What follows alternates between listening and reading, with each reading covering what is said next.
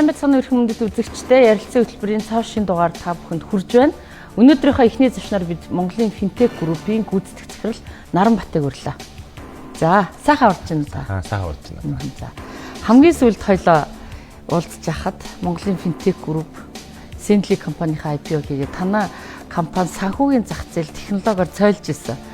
Тэгсэн чинь шинэ мэдээ авсан чинь барилгын салбар руу та бүхэн орсон юм байна. За чухам яагаад барилгын салбарыг сонгох болов? Бүтээн байгуулалтууд хэр өрнөжийн та тодорхой хариулт өгөө. За баярлалаа. Өрсөнд баярлалаа. Тэгээд таны хэлсэн чинь бид нар одоо сүүлийн 8 жил санхүүгийн салбарт бизнес хийгээд бас нэг докторжоод нэг үе шатыг даваад тэгээ одоо дараагийн өөр салбар руу орох алхмыг ингээд хийгээд явж байна.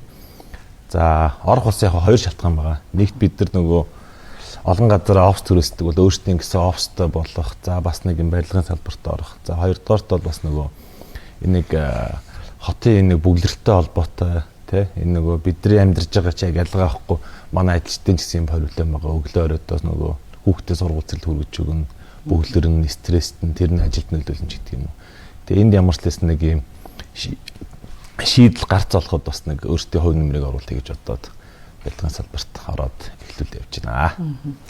Маш олон барилгын компанийнхантай, барилгын салбарынхантай ярьж хахад гол асуудал нь санхүүжилт гэдэг байхгүй. Одоо жишээлбэл ингээд банкнаас зээл аваа барилга барьж байгаа хүмүүс яг 101 идэвхтэй ажилдаг 3-аас 4, 5 сард л бүх юм яаж амжихгүй жил тойрчгоороо одоо нэг ашиг гарах нь удаашрдаг ч юм уу. Эсвэл ингээд наацх нь барилга ашиглалтанд оруулахгүй нэг хэсэг баахан хотоор дүүрэн каркас байдаг гэсэн чинь танах ер нь өөрөөсөө санхүүжилтийн схемтэй санхүүгийн зах зээлийг ойлгодог байж байгаад барилга руу орохоор давуу тал харагдаж байна. Тий бид нар нөгөө сул талууд байгаа тий сул тал гэх юм бол одоо өмнө барилга барьж байгаагүй гэдэг тий тэр тал дээр туршлага байгаа байна тий. Тий гэхдээ яг тэрийг бид нар одоо Дельта компанитай хамтраач гэдэг юм өгч байна. Бидний харин давуу тал бол таны хэлдгээр бол одоо санхүүгийн салбарыг тэгээ барилгын салбарын одоо амин чухал одоо судас болсон зүйлүүд ялчгүй санхүүжилт тэгээд бид бол нөгөө санхүүгийн зах зээл дээр одоо олон жил ажилласан хөрөнгө босгодог хөрөнгө оруулагчтай хамтран ажилласан юм итгэлийг тогтоосон учраас бид нар энэ одоо тал дээр бол одоо маш сайн ажиллаж чадж байгаа гэж бодож байгаа. Тэгээд нөгөө санхүүжилтийг бид нар тасралтгүйгээр хэрэгцээтэй үед нь босгоод татаа санхүүжүүлээд явчихаар тэгээд нөгөө барилгыг богино хугацаанд барих тэр боломж бүрдээд одоо манай хамтран ажиллаж байгаа гүйцэтгэж өсгөлтийн компаниуд одоо бүгд хайпи яг хугацаандаа ингээд ажлуудаа хийгээд явж байна. Мөнгөн дээрээ гацхгүй болохоор. Тийм мөнгөн дээрээ гацхгүй болохоор гэсэн үг. За нөгөө талдаа бүх бизнесүүд одоо автомашин үйлдвэрсэн ч цахилгаан машин хийдэг болсон байна. Бүр усаар ажилладаг машин Японууд хийжлээ ш. Тэрэн шиг барилгын салбар ер нь бүх салбарт нэг эко, ногоон гэдэг шошго байж ээж хүмүүс нөгөө худалдаа авалт нь эрэлт хэрэгцээ нэг талтай хангагдаад байна шүү дээ тий. Тэгэхээр барилгын салбарт ногоон одоо бизнес гэх үү? Ногоон бизнес хийхийн давуу тал гэдэг нь сул талаас илүү ирж чадж байна уу? Тий яг уу нөгөө манай төслийн байршилчин болохоор тэр одоо Ярмаг Степаренагаас 100 урагшаа буюу богдуул талдаа тэр нэг өвөлдөн хүүхдүүд чаргаар гуулгуулад иддэг тэр зүгт гэсэн үг. Тэгээд бидний сул тал бол тэнч одоо нөгөө дид үцөвжөөгүй барилгажаагүй тийм хэсэг байгаа. Тэгэхээр нөгөө тэнд сул тал байна, проблем байна гэдэг чинь нөгөө талаа бидний нөгөө шийдэл гаргах юм одоо боломж гэж бид нар хараад тэн дээр үйл ажиллагаа явуулж байгаа. Тэгээд жишээлбэл бид нар нэгэнтээ тэнд одоо маш том юм зэлүүд газар байгаа бол ягаад бид нар тийм нам давхартай сэрэг тэгээд тийм одоо ногоон байгууламж ихтэй байж болохгүй ингэдээр бид нар шийдэл гаргасан. За тэгээд бид нар ногоон барилгын чиглэл дээр одоо бас нэлээд одоо инновац гарах гэж ингэж явж байгаа. За нөгөөтэйгүр юу гэдгийг манай нөгөө хайпи сэндлиг өмнөх финтек төслүүд чинь нөгөө бусдын хийгээгүй проблемтай байгаа хэсэгтэр бид нэр шийдлийг олж инновац гаргаснараа нөгөө хэрэглэгчд хүрдэг. Тэрнтэй адилхан бид нар барилгын салбар руу орж байгаа бол яг л байдаг одоо бусдаагаа адилхан барилга бариад бол бид нар нөгөө амжилтанд хүрэхгүй. Тэгэхээр бид нар нөгөө аль болох нөгөө юм ногоон барилгадаг хүндээ ээлтэй ийм ногоон чиглэл рүү одоо инновац технологиг судалж одоо нэвтрүүлээд явж байгаа гэсэн үг. 2-3 жилийн өмнө бид нар нөгөө ногоон сум хөтөлбөрөөр банкуудын IPO хийж хахад жишээлбэл төрийн банк ногоон зээл санхүүжилт их өгнө гэсэн мөртлөө нэг талаас барилгын компаниуд нь ногоон гэдэг стандартаа хангаагүй. Эсвэл бүр яг юуг нийлүүлээд ногоон стандарт гэдгийг Монгол улсын стандарт байхгүй ч гэдэм үү асуудлууд байсныг бид нар сонсч ирсэн. Тэгэхээр та нар өөрсдөө шууд ногоон сертификаттай барилгын компани гэж цоошин компани нэрлээд байгаагийн одоо яг баримт нь юу юм бол? Тий, би нөгөө юм аваад ирсэн баг үзүүлээ. Тэгээд нөгөө бид нар нэг бахархалтай үйл явдал өнгөрсөн 7 хоногт болсон. Тэгээд тэрийг бас одоо тантай үзэгчд нартай хуваалцах таатай байгаа. Тэрний юу вэ гэхээр Монголын анхны орон сууцны ногоон барилгын лид гэдэг энэ сертификатыг бид нар одоо өнгөрсөн 7 хоногт Америкийн нэгдсэн улсаас ингээ хүлээж авсан байгаа. Тэгээд үзүүлчихье те. Би нэг сертификат аваад ирсэн.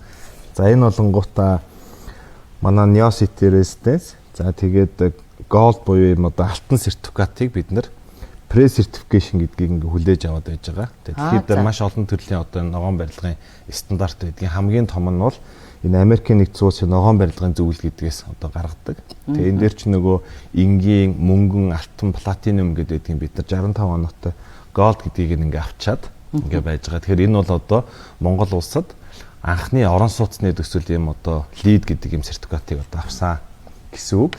Энэ тэгээд Монгол улсад хүлэмжшүүлэгдэх юм уу? Үгүй энэ ийм ээ. Одоо нөгөө аюул олон төрлийн нөгөө одоо олон улсын дөрвөн том аудит гэдэг шиг ногоон барилгын олон төрлийн гэрэлтгээжүүлэлт байдаг. Тэгээд дэлхийн нийтэд одоо энэ олон улсын санхүүгийн байгууллагууд болох IFC, EBRD эдгээр хүлэмжшүүлэгдэх хамгийн том нь бол энэ лидний. Тэгэхээр энэ жоохон тийм хэцүү гэсэн үг. Манайд болохоор одоо тайлбарлах юм бол монголчуудын өөрсдийн гарсан дотоодын нэг стандартыг одоо өнгөрсөн жилээс мөрдөж эхэлж байна. За олон улсын гэх юм бол ээж гэдэг стандарт байдаг. Тэгээ энэ болохоор ийм гурван зүйлтэй хэрэгждэг ээж бол за нэгт нь болохоор одоо усны хэрэглэг 20% хэмнэн, дулаан алдалтыг 20% хэмнэн, эрчим хүчний хэрэглэг 20% гэх юм бол энэ бол ногоон барилгын ээж гэж байгаа. Лид болохоор 3 биш бүр 11 төрөлтэй. Гэхдээ илүү зөвхөн барилгын ногоон гэхээс илүүгээр нөгөө хүн амьдрахад таатай байлгах олон зүйлсийг хэрвээ шингээж өгсөн бол энэ лид гэдэг юм сертификатыг авдаг. Тэгээд нөгөө хоёр байж байгаа юм. Барилга бариад дуусангуудаа шалгуулладны сертификат авдаг. Барилгын үндсэн төлөвлөлт нь өөрөө болж байна гэх юм бол пре буюу урьдчилсан сертификат авдаг. Тэгээд бид нар урьдчилсан сертификат авчаад байгаа гэсэн үг. Аха. За одоо Монгол улсын стандарт руу хувиргана гэхээр ямар стандарт байна биднэрт? Монгол улсын стандартаа баталж юу ногоон барилгынхаа? Ногоон барилгын стандарт. Дотроос таны хэлж байгаа шиг юм олон англи байна уу? Яг манайх ногоон барилгын стандартыг сая ногоон барилгын зөвлөгөөдөөс батлаад хэрэгжүүлж байгаа. Тэгээ тэр бол нөгөө яг таны хэлдгээр нөгөө банкуд санхүүжтэй болгоё гэхээр аль нь ногоон юм бэ гэдгийг ангилах ёстой. Тэгэхээр нөгөө олон улсын английн сертификатжуулалтыг авахд цаг хугацаа шаарддаг. Бас нөгөө зөвлөх үйлчлэгээ төлбөр мөнгө шаарддаг учраас ядгнаа бид нэр энгийн амны орон сууц одоо хотхон хаусны төсөлтөөр ч гэсэн банкуд нь ойлголт авахын тулд ядгнаа одоо барилга байгуулалтын яам түүний харьяа тэр одоо институтууд нь баталгаажуулдаг юм зүйлийг өнгөрсөн жил хийсэн. Тэрийг бол би ойлгохдоо бол илүү нөгөө гурван төрлийн нөгөө усаа хэмнэх, эрчим хүч хэмнэх, дулаан хэмнэх гэдэг энэ гурав дээр төвлөрсөн байна гэж ойлгосон. Манай энэтэй бол дөхүү стандарт бол яг олон төрлөөр хэмждэг стандарт одоохондоо Монгол байхгүй байгаа. За яг хуу стандартаа бол хангацсан юм байна. Олон улсад зөвшөөрөгдсөн байна. Яг энэ стандартад ногоон гэдэг байгаа шалгуур нь юу юм? Эрчим хүч хэмнэх юм уу? Одоо яах юм? Тий, эн чи одоо нэг 11 юм зүйлтэй байж байгаа. Жишээлбэл одоо манай төслийн нэг онцлогч нөгөө Шинэ Монгол 3 сургуулийг хажуудаа ингээд хамт ирж байгаа. За тэгээд Ёкимны Бяцхан Монгол цэцэрлэгтэй. Тэгэхээр нөгөө түрүүний хэлсэн ээж бол зөвхөн яг тухайлдсан барилганд ногоон байх хэрэгтэй гэдэг бол манай энэ лид болохоор одоо нөгөө хүн амьдрахад хүндээ илүү таатай байх нөхцөлийг бүрдүүлсэн гэдэг юм зүйл байж байгаа. За жишээлбэл зам харилцаагаа хийсэн үгэнгүүт бид нар одоо зам тавьж гин те. За тэгээд нөгөө дотор агаарын чанарын дотор орчны одоо байшингийн дотор хүн амьдрахад одоо таатай байна уу гэдэг юм зүйл байдаг. Одоо энэ доор environmental quality гэдэг дотор агаарын асуудал байж байна. За тэгээ эрчим хүчээ хэмжээ, усаа хэмжээ бид нар жишээлбэл нөгөө одоо борооны усыг хоримтлуулад 100 тонны хоримтлуурын цавтаа тэрнээсээ бид нар тэр ногоон байгууламжаа усалдаг юм систем бий чинь. Тэгэхээр нөгөө ингэж төлөвлөх юм бол байгаль орчин дээлтэй барилга нь өөрөө одоо амьсгалдаг ногоон дахиад тэн дотор амьдарж байгаа иргэн өөрөө бас тийм таатай амьдрах болцоотой гэдгийг ийм шалгуурууд байж байгаа. Тэг бид нар яг тэр шалгууруудын дагуу төлөвлөлтөө хийж чадсан учраас энэ төлөвтөн дээрээ сертификат авсан гэсэн үг. Наач одоо нийслэл Улаанбаатараараа төлөвлөх гэж чадаагүй 30 жил баахан барилга овоолоо бариад сургууль цэцэрлэгээ одоо ингээ Яарамгийн гол төвчрэл чинь өглөө хүүхдээ сургуульд өгөх цэцэрлэгт өгөх төвчрэл шүү дээ тий. Сургууль амарчгаар байхгүй болчтой юм чи. Тэгэхээр одоо танаа хотхон жишээлбэл тэнд амьдарч байгаа хүмүүс хотын төврөө хүүхдээ сургууль цэцэрлэгт өгөхгүй нэ гэж болох уу? Хотынхаа төвчрлийг бууруулахад хувь нэмэр оруулах уу та бүхэн? Тий нөгөө хот маань одоо ингээд дид хотууд болох тэлэх бодлого өрөөл байгаа шүү дээ. Бид нар бол нөгөө нэг хэсэг өндөр байшаа орж хотын төвдөө байж улаа одоо бүгдэрч байгаа учраас нөгөө Монгол хүмч нэг юм эрхчлөө хүсдэг, эрхчлөөний мэдрэмж их өндөртэй. Тэгэхээр илүү бол миний хувийн бодлоо одоо нэг хот маань тэлэх тарах болоо гэж бодож байгаа. Тэгээ альва том одоо хөгжсөн хотуудыг хэрвээ харуул те одоо Сөүл хот хажуудаа Инчон гэл байдаг те. За тэгэл одоо Сидней хот гэхэд ч одоо нөгөө санхүүгийн дүүрэн гадна, Лондон санхүүгийн дүүрэн гадна гэдэг шиг илүү манай тэр чигт бол одоо шинэ хотын төлөлт бий болох шинээр офсуудаас баригдах болоо гэж ингэж бодож байгаа. Тэгэхээр хүн хотын төв рүү орох хэрэгцээ байж болно. Тэрийгээ 7 хоногт 1-2 удаа орч болно. Гэхдээ тэндээ одоо амьдраад үр хөвгтөө сургаад илүү нөгөө хотын бүглэрэлт хувь нэмэр одоо оруулахгүйгээр айлтлах тийм одоо хотоос гарах болцоог бүрдүүлэх гэдэг юм бид нар. За нэгдүгээр шинэхэн барилгын салбарт орохдоо бүр юмыг шал өөр өнцгөр стандартаар нэхлүүлж ш танаа бизнес. Одоо Улаанбаатар хот нэгэнд 30 жилийн дараа ийм болцсон байхад бид нар нөгөө 20 минутын хот гэдэг концепц хийх гэдэг. Боломжтой юм болоо та өөрөө одоо барилгын хүн болсон хүний хувьар ингээд Улаанбаатар хотоо нийтэд нь ингээд өндөрлөгөөс харахад биднэрт 20 минутын хийх боломж нь хэр вэ? Энэ концептта та хэр санал нийлж байгаа? Нийлэлгүй байх уу. Тэгээд дэлхийн нийтээр 20 минут, 10-15 минут гэдэг ийм зүйл ингээ яригдчихэж байна. Заавалчгүй ингэж бүтэн хотоор тойроод тухайн тэр одоо сав дүүрхтэй те бүх юмаа шийддэг байх тухай юм концепц ингээ гараад ирсэн байж байна. Тэр бид нар бол нөгөө хамгийн оновчтой шийдэл бол энэ блокийн систем буюу одоо бусад хотууд чиг юм систем байх хэвээр. Гэтэл бид нар Улаанбаатар хот болон Яармаг орчны одоо төлөвлөлтөд алдсан гэдгийг нийслэлийн удирдлагуудад хөлнөө шүүрээд байна. Тэгээ манай тэр жигт бол блокийн системийг хөгжүүлнэ гэдэг байгаа. Тэгээ энэ бол одоо бүрэн боломжтой. Хамгийн гол нь эхлээ замаа тавиад эхлээ бүх дид дэвцүүдэд тавьчаад энд ямар хэмжээний барилга башин барих ёстой вэ гэдгийг төлөвлөлтөд байх ёстой гэдэг. Анханаас нь төлөвлөж юм бол тэрний дагуу хувийн хвшний маяг гэдээ явчихна. Тэгээ бид нар бол одоо өнгөрсөн үеийг одоо муулах нь одоо би бол одоо болохгүй юм чи барилгын салбарт энэ барилгын одоо салбарын ахнаар маш олон хөгжүүлэлтийг хийсэн байна. Гэхдээ миний ч буруу төрцгийн ч юм уу хувийн хвшлийн одоо хоорондоо уялдаа багтаагаас болоод бид нэг юм жоохон ийм бүглэрэлтэй ийм орцгоц багтай юм хийчлээ. Тэгэхээр энийг бид нар алдаанаасаа одоо сураад хотыг тэлэх бол би бүрэн боломжтой гэж боддог. Яагаад гэвэл биднэрт маш их өргөн удам одоо талбай нутаг байж байна. За тэгээ Монгол орны эдийн засаг бол цаашдаа бид нэр одоо төрийн нь болон хувийн хвшил нь одоо хангалттай хэмжээний экспортоо гаргаад тэгээ энэ гэр хорооллууд тэр чигээр одоо 10, 15, 20 жилийн дараа бол барилгажна гэдэгт бол би бол итгэдэг. Тэгэхээр бол биднэрт нөгөө юм хотод хэлэх барилгаж явах юм орон зай бол маш их байж байгаа. Тэгээ тэрийг бид нэр тус тусад нь энэ одоо зам харилцаа метро төр трамвайг явуулчих юм бол одоо тийм 20 минутын хот буюу тийм сайхан амьдрах боломж бол одоо хангалттай бүрднэ гэж ингэж боддог. Тэгээд одоо ийм төлөвлөлтийг төр зэсэг өөрөө бас хийгээд байгаа учраас бид нар бас энд зоригтой одоо орох нэг бас нэг шалтгаан болсон. Ерөөсө 5-6 жилийн өмнө хоосон тал үйжсэн тэр яарамгийг л хийхдээ л бид нар өмнөх хотын төвөөсөө 7 дор төлөвлөлээд баг төлөвлөлтгүй зүгээр баахан газар болго байш морилцсон штэ. Энийг одоо хүн болго хүлэмжшэрж байна. Ямар их төвжрэл үүсэж чинь тийм үү. Тэгэхээр нөгөө талаасаа хичнээн та бүхэн яг тэр бүх хэсэгтээ төвжирэхгүй бүх юм амжуулж байгаа ч гэсэн хүний эрэлт хэрэгцээ хотын төв рүү орно. Нөгөө яарамгийн төвжирлөө орохоос хүмүүс айх имэх болов. Эсвэл зам талбайг нахаад өргөжүүлэхээр ийм төлөвлөлт ч юм уу зохион байгуулалтыг та бүхэн одоо хотын захиргаатай ярих нь ашиг. Гэхдээ ер нь бол тийм мэдээлэл бий юу та бүхэнд? Тий яг нөгөө нийслэл одоо жишээлбэл бүр уулын замаар явдаг ч юм уу тий.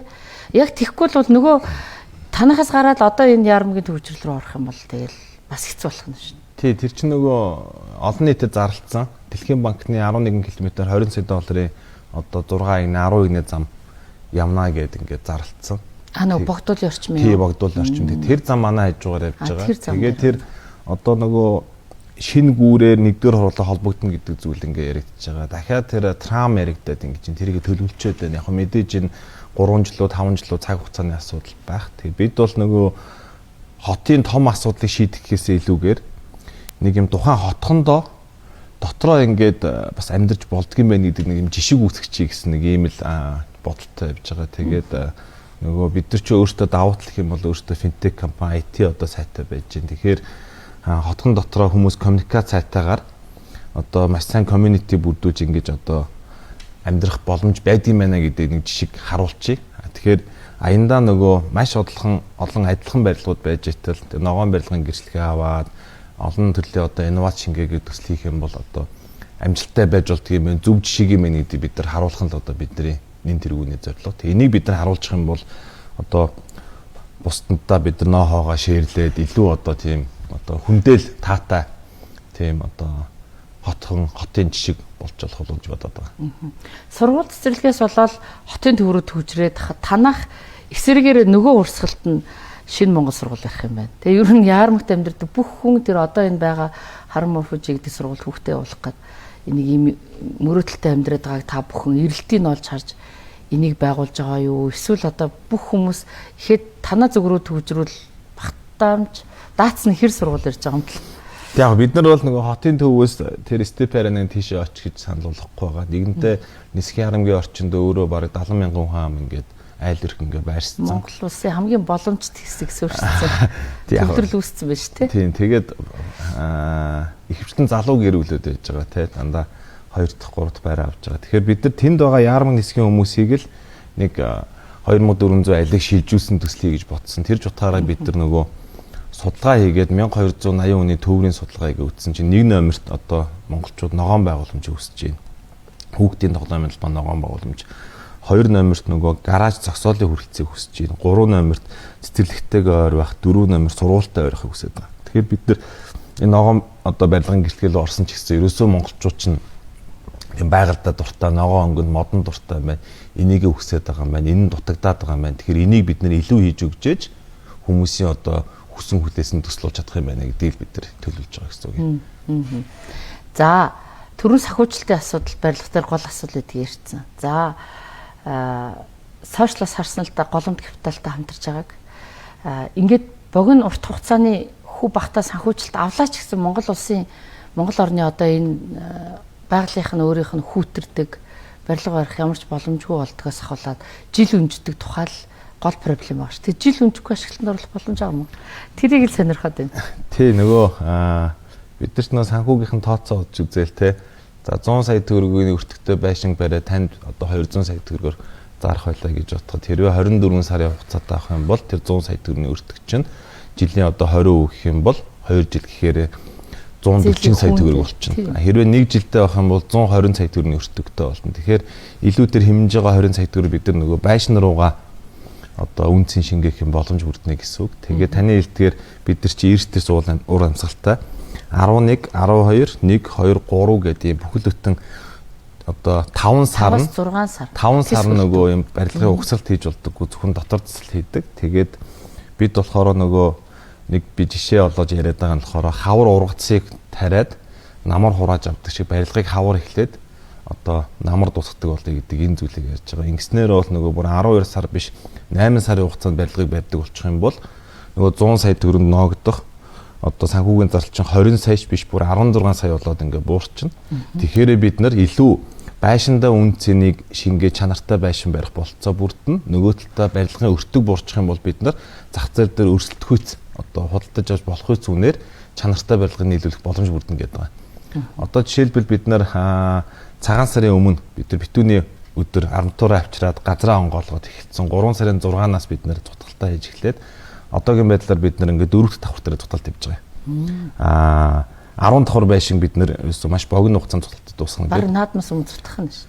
Уг одоо өнөөдөр 4 давхар дээр явж байгаа юм чинь 7 хоногор 1 давхар гэхээр үлдсэн 6 давхар маань 6-7 хоног буюу сар хагасын дараа ихээр 6 сарын 20-ны өдөр туталт дуусчихсан. Хорооллоороо тэгээ зэрэг явж байгаа. Тий, яг эхний 2 блок явж байгаа. Бид нар ирэхэд энэ нэг кейсийг туршаад байгаа. Тэгэхээр ерөөсөн 11 сарын 15-нд бид нар бүрэн ашиглалтанд оруулж чадна гэдэг байгаа нь тэр. Тэгэхээр нөгөө санхүүжуулагч байгууллагууд нь ойлгодог болчихно. Барьж байгаа компаниуд нь ойлгодог болчихно. Орон сууц худалдаж ав захиалга өгж байгаа хүмүүс нь окей хавар ихлээр намартай ажилтнаар оруулдаг юм бол би одоо байраа зараа лагерын байшин дээр байж байгаа намар орооч гэдэг юм уу нөгөө бүх зүйлийг тодорхой болох гэдэг.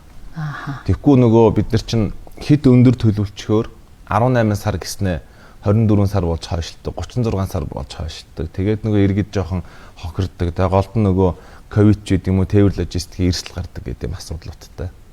Санхүүч нар байж байгаад аль ч салбар руу орохоор эхлээд ашиг алдагдлгүй. Жил өнжүүл ямар үү гэдэг бүгдийг тооцоолчт юм байна. Манай барилгаа сайн чанартай барих гэж байгаад энэ санхүүгийн тооцоол дээр алтаад ингээд юм каркас хотоор дүүрэн болчиход идэм байх тийм үү? Уу яг тэд нар хүмүүсийг чинь буруутгах болохгүй. Энд чинь нөгөө нэг хэсэг монголчууд чинь бид нар чи 9 давхар угсрал байшинд байж байгаа 16 давхар 23 давхар тэр өндөр дээр амьдрахыг хүсэж штэ. Тэр чинь нэг хэсэг модонд орсон. За дахиад дараагийн нэг тренд гэх юм бол нөгөө галзуух том өрөө хоёр нэг хамтдаа нэг хэсэг концепт тренд болсон. Тэгснэ одоо буцаагаад нөгөө их өндөр ойрхон нар салхи үздэггүй байшингаасаа илүү нам давхрыг хүмүүс хүсэж эхэлж байна.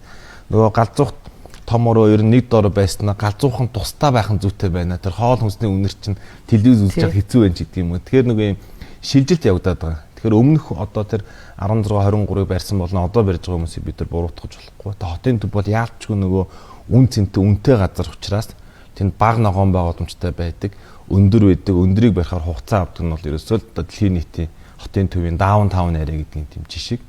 Бидэрт бол эсрэгээр угаасаа олцсон газар нь тэр одоо степэрэнэ тэр их зэлүүд газар юм чинь тэнд бол бид нар нөгөө илүү одоо тийм ногоон барилгын тийм зүйлийг хүсэж байгаа хүмүүст зориулсан төлөвлөлтийг хийсэн л тэр юм. Та чинь Хятадд шинхэг сургуульд хөтөлбөр тамрагдаад байгаа сурагтай явчихсан тийм үү? Тэгэхээр одоо ингээд ажиллаар явж байхдаа өөрөө нэгэн барилгын салбарын хүн болж байгаа юм чи. Хятад тэр нэг баг нэг өглөөс ирэхэд хэдхэн 7 хоногийн дотор байшин бариад байгаа энэ туршлагаас судалж байна уу? Ямар ноу хав байна? Бид юу нэвтрүүлэх ёстой? Тийм тэр Хятадуудын хурдан барьж байгаа Европоос хурдан барьж байгаа дэлхийн нийтээрээ л хамгийн том нэг номерын зорилго бол яаж барилгыг богино хугацаанд барих уу? Нөгөө санхүүгийн зардал багтаа байхгүй гэдэг юм уралдаан болж байгаа. Тэгээд бидний нөгөө 5 давхар 9 давхрын угсмал барилга шиг тэр одоо precast буюу prefabrication гэж нэрлэж байгаа. Урьдчилаад бэлдэх юм технологи одоо байж байгаа. Тэгээд Хятадын хувьд бол нөгөө маш богино хугацаанд каркас босгонгуудаа гадна талын фасадны хааныг нь бэлдсэн цонхыг нийцсэн гадна одоо фасадыг нийцсэн дотор өнгөлөгийг нийцдэг угсмал шиг. Гэхдээ манай угсмал чинь ингээд хооронд дутгадаг байсан бол одоо бол хооронд нь ингээд боогоод хоорондын нөгөө завсар зах багтаагаар хийдэг болцсон. Тэгээд бид бол одоо шууд барилгын салбарт орохдоо технологи нэвтрүүлэхэд арай эрт байгаа буюу нөгөө Монголын барилгын гүйцэтгэгч компаниуд ямар технологиор илүү сайн барилга барьж чадж байна. Түүнд нь тохируулсан л технологи сонгож байгаа. Ирээдүйд бидний зайлшгүй судлах ёстой судалж байгаа зүйл гэх юм бол энэ одоо precast гэж нэрлэдэг байгаа.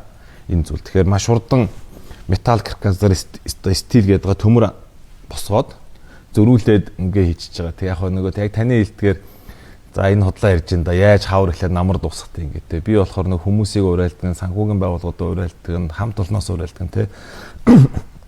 Хятадууд 26 давхар байшин 7 хоногт бариад яахлаараа бид нар нэг бүхэл бүтэн тий хавар намар зуны турш нэг 10 давхар байшин барьж чаддаггүй ингэж одоо өөрсдийгөө зоригцуулж байгаа. Тэгэхээр яалчгүй бид нар бас тэр зүг судлах хэрэгтэй.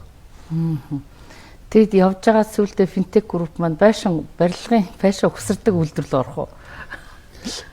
Тий одоо.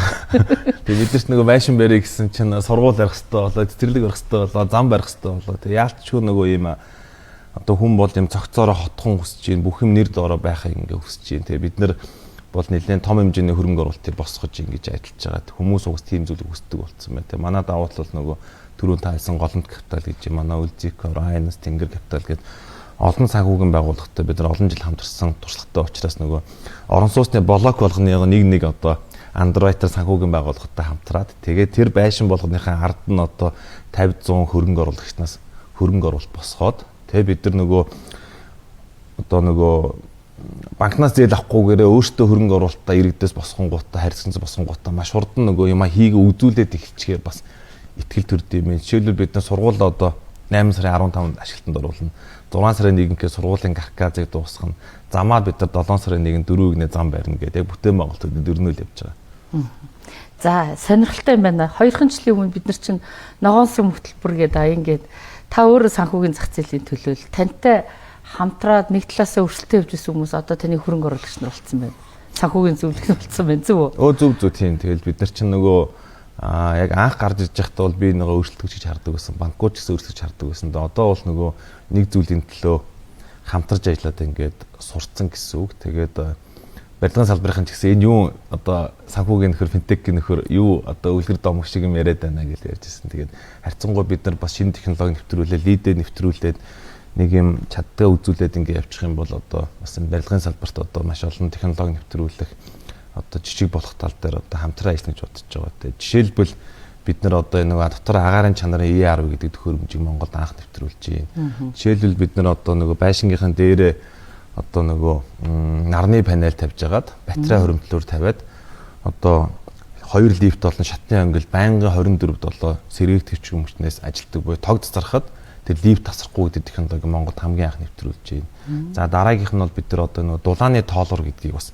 нэвтрүүлж байгаа. Тэгэхээр нөгөө дулааны тоолууртай, захилгааны тоолууртай очихоор манай аппликейшнээр HiPay-ээр дамжуулаад өдөр болгоныхаа болон сарынхаа дулаан захилгааны хэрэглээ хүн хянаа авчна. Тэнгүүт нөгөө монголчуудын нийтлэг проблем юу вэ гэхээр дулаана 8 дээр нь пара тавьчаад цонхоо онгоолгочдөг. Тэгээд дээгүүрээ Mac-тай нөгөө бид социализм үеэс яг тэрийг л эзэмсэн сурсан хүмүүс. Тэгэхээр яг нөгөө проблем юу вэ гэхээр эрчим хүчийг хэмнэж байгаа сайн айлд нь шагнал байхгүй, цонхоо онгоолгоод дулаана алдаад байгаа айл дээр торгуул байхгүй болохоор нэг ийм зүйл үүсээд байгаа. Тэгэхээр энийг бид нар эдийн засгийн аргаар технологиор дулааны тоолуур тавьчихаар хүн яах вэ гэхээр пара 8 дээр нь биш 4 дээр тавиад цонхоо хагаад Mac-тайгаа биш гадна талаараа жоохон цамцтай суугаад нөгөө Япон, Европ шиг эрчим хүчийг хэмндэг болно гэсэн үг. Тэгээ хөдөө гадаа 7-10 танаа одоо байрыг авч байгаа хүмүүст ийм урамшууллын тогтолцоо бий юу?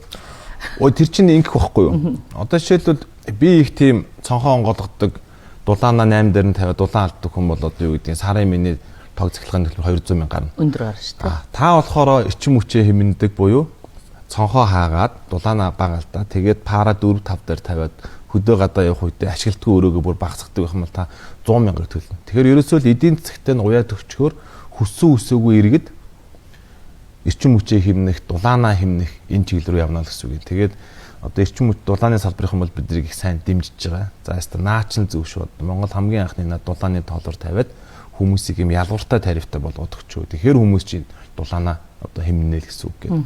Тэгэхээр энэ болгоны бид нар одоо ингээд нэвтрүүлээд төлөвлөсөн ингээд туршаад ингээд явж гин. Тэгээд энэ өөрөө үн цэнтэй болоод хэрэгжээд ингээд эхлэх юм бол нөгөө бид нар бол аль болох барилгын салбарынхантай хуваалцаж одоо энэ манай лидийн зөвшөөрлийг олгодог Туркийн Ecomex компани зөвлөх байж байгаа. Бид нар бас Монголын одооноосоо зөвлөх үйлчлэгийг манай өөр бусад компаниудаас авъя хуваалцъя гэдэг. Энийг бол бид нар энэ инновац ноу-хауг бид нар өөрсдөө хадгалах ямар шаардлага байхгүй. Аль болох бусдаа төгөөж маш богино хугацаанд Монголын Улаанбаатарын орон сууцны төслүүд өөрөө илүү хүндээ ээлтэй ногоон болохын төлөө одоо явах хэрэгтэй гэсэн санаа.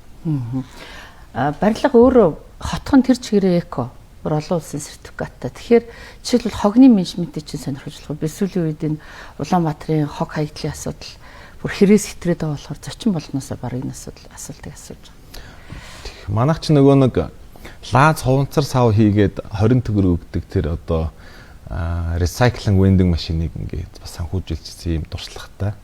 Тэгээд энэ салбартаас энэ проблемыг мэддэг гэсэн үг. За одоо офсууд болон сургуулиуд хогоо 3 байгаа ангилж байгаа. Лаза одоо хуванцрыг бусад хог гэдэг. Хамгийн нөгөө ийм гомдмоор болон онцгүй зүйл нь өрхтөө болон анги дээр офс дээр ангилаад байдаг. Гаргангуут нь нийлүүлээд баз аваа явчихсан. Яг зөв тийм. Энэ проблем. Бид нар яг хуу ийм шийдэл гарцыг ингэж хайж байгаа талуудтай одоо энэ салбарынхантай дурсан солилцоо явж байгаа зүгээр яг бидний одоохондоо төлөвлөж байгаа зүйл гэх юм бол айл болгонд бид нар 3 хуваасан хогийн савыг санал болгон том жижигээр нь худалдаж авна. 3 өөр өнгөтэй гялгуур ут байна. Орцон дотроо давхуртаа 3 өөр өнгөтэй бас улаан ногоон цэнхэр хогийн сав байна. Тийшээгээ хийн. Зөрүүлээд тэр манай хотхон дотор байх сөөхтөр лазыг бол бид нар прессерлэх хэрэгтэй. Тэгээд тэр тушаадаг хүмүүст нь худалдаж өгөх хэрэгтэй.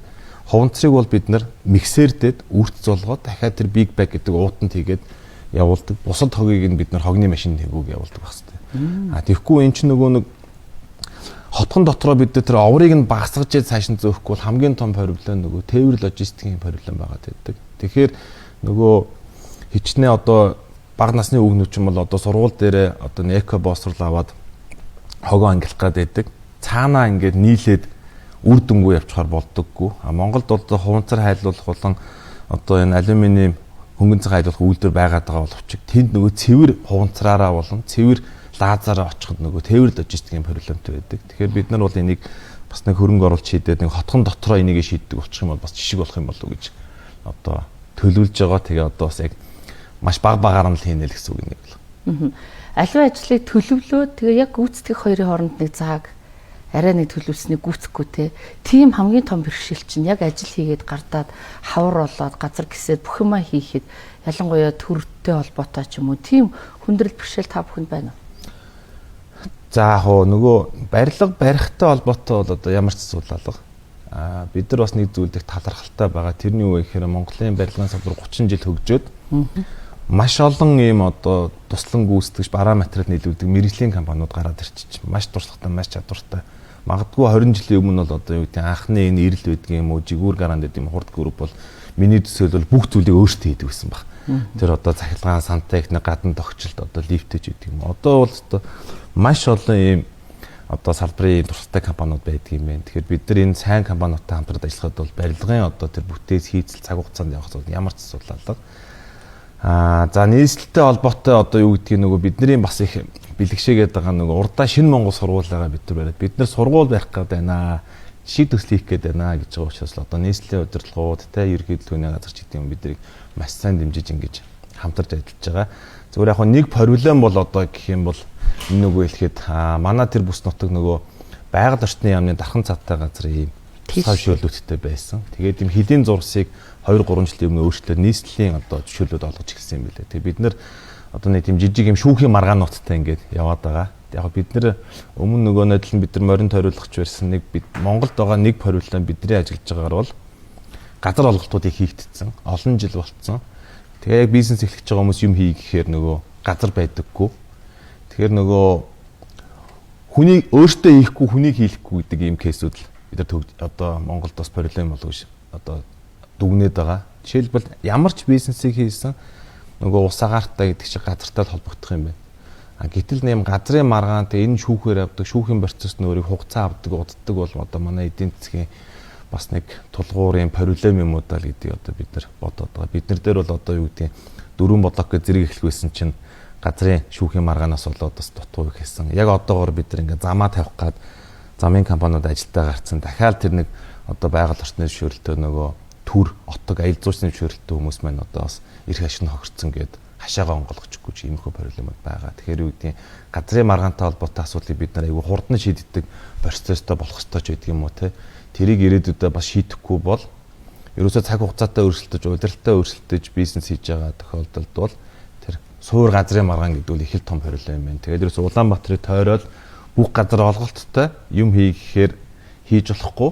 Өөр хүмүүс одоо үжээ 5-10 20 жилийн өмнө авсан ч гэдэг юм уу. Энэ бол их суур том проблем байна гэдгийг бид нар хараад байгаа. За одоо намар болоод бид та бүхний ажлыг очиж шалгах нь шүү дээ. Яг хэлсэн хугацаанд орох нүггүй юу. Одоо энэ аюул олон хүмүүс захиалга өгдөг. Хамгийн гол нь барилгын компани яаж зорьсон байсан ч нөгөө тал захиалагч байгаа. Тэр хүмүүсийн одоо нөгөө нэг одоо юу гэдэг хүсэн хүлээсэн хугацаа гэж байгаа шүү дээ.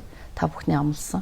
Тэр хугацаа их чухал байдаг гэдгийг барилга захиалга өгчөөд хэдэн жил давнуулаа явсан монголчууд бүгд мэдж байгаа. За нөгөө талаасаа яг ингээд нэг зовлон байгаа шүү дээ. Яг ингээд байранд орохоор үн нүүр болоод дахиад өсчдөг ч юм уу. Танууд тийм асуудал тохиолдох уу? Энийг сайн эрсдлийг хааж бодсон уу? Яг уу нэг зүйлийг мөрөөдөд бид нар хоорондоо ярьсан юм л та. Одоо бид нар банкнаас зээл авчаа хугацаа оцруулах юм бол банк бол одоо тэгэл хямбууч байсан хүүгэл авдсан шүү дээ. Бид нар хүмүүсээс урьдчилгаа захиалгын мөнгө авчаад хугацаанд ажилтанд оруулаагүй бол тэр хүмүүсийг хохирож байгаа бол бид нар торгуул төлж болох уу гэдэг кейсийг ярьсан. Нөгөө талдаа бид нар гүйцэтгэх компаниудаа дахиад уурчин. Жишээлбэл та манад байр захиаллаа. Би энэ хугацаанд оруулахгүй бол танд хоцорсон хугацаанд танд би торгуул хүү төлнө. Болий сардаа ядахна 2 сая төгрөг төлье. Ягаад гэвэл та байраа зараад манад байр захиалга өгсөн байж болно шүү дээ. Танд би төрөөсний төлбөрийг төлөх ёстой ч гэдэг юм уу. Тэг яг хоо энэ жилдээ бол манайхан яах юм бэ захирлаа гэдэг юм. Би энэ жил нэг туршаа үзчих юм бол ирж хэрэгжүүлж гэж байна. Энэ чинь тэг гоё штэ нийгмийн хариуцлага. Хоёр талаас хариуцлага. Тий. Яг хоо нийтлэг нэг зүйл ээж байгаа. Манай гүйцэтгэгч нар яриад байгаа. Захирлаа. Тэгээд нэг үйлдэл хойшлоод орох морох бол ямар ч проблемгүй. 6 сар 9 сар хойшлоход хүмүүс проблемгүй байдаг. 2-3 жилээр хойшлох юм бол проблемтэй гэдэг. Тэгээд би бол яг хоо мөрөөдөл бол одоо ийм тодорхой хугацаа танд амлаад энээс хойшоо итерх юм бол торгуул тооцдог болъё гэж хэлж бодож байгаа. Тэгээ энэчлийн хувьд бол эхлээд өөрөө энэ барилгын салбарт нь суралцаадах магадгүй эргчлээс энийг хэрэгжүүлэх юм бол би гоё л гэж бодож байгаа. Энд чинь одоо хүний амьдралын аюу том шийдвэр шүү дээ. Хүний олон зуун сая төгрөгийг одоо барьж өгнөж урьдчилгаа авчаад тэгээд тэндээ хариуцлагагүй хандах юм бол бид нар ямар нэгэн одоо амлалттай, хариуцлагатай, торгуультай байх хэрэгтэй. Тэгжээж нөгөө хоёр талын тэгш харилцаа үүсээд тэр харилцаа эрсдлийг дахиад бид нар доотлын гүйцэтгэж компаниудаараа шингээгээд та нар хугацаа хоцрох юм бол мөнгөний чинь дутуу өгнө, торгуультай, энэ хэмнэлтэд бид нар энэ босгосон одоо харилцагчнаа өгнө ч гэдэг юм уу. ийм зүйл рүү шилжих ёстой байна гэж одоо мөрөөдөж байгаа. Тэг энэ жил бол одоо хараахан хэрэгжүүлж чадахгүй байгаа. Гэхдээ бид нар айгүй тодорхой хугацаа хийж байгаа нь улирлаар биш. Эхний 2 бодлого 11 сарын 15, дараагийн 2 бодлого 1 сарын хугацаатай хоцорж эхэлж байгаа учраас 12 сарын 20 гэдгийг бид нар ингээд зарлаа явж байгаа. Тэг харьцангуй одоогоор тийм цааталтай зүйлүүд байхгүй учраас чадна гэж итгэдэг байна. За. Та тэр ярилцах цаг өндөрлөлөө. Ингээд санхүүгийн салбараас хэрхэн барилгын салбарт орсон таны хүмүүс сонирхолтой байсан байх гэж бодож байна. Амжилт хүсье. Баярлалаа. За.